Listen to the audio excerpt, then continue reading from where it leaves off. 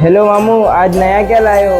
नया इन बार मैं लेना आया हूँ। जो लोग कहता नहीं कि हमने कुछ नया लाना मोबाइल और नया हर चीज छोड़ो, Samsung, Oppo, Vivo, iPhone hang ला दिया।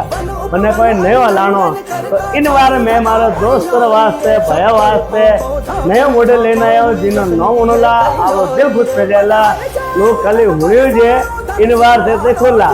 इस बार मैं लेना आया हूँ थोड़ा वास्ते गूगल पिक्सल।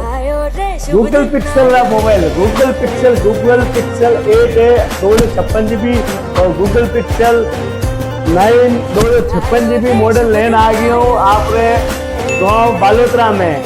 आज कैसे कर मोबाइल बालोतरा रमेश भाई की दुकान में फाइनेंस करवाना हो तो फाइनेंस हो जाएगा। पिक्सल 8 है जिन्हें रेट मिलेगा आपने ओनली फॉर 45,000 रुपये और गूगल पिक्सल 9 पड़ेगा आपने 75,000 रुपये में। तो जल्दी कर दो, फटाफट आओ। आप रे भाई री दुकान रमेश भाई री महादेव कचरा मोबाइल पुरानी धौन मंडी रोहमा।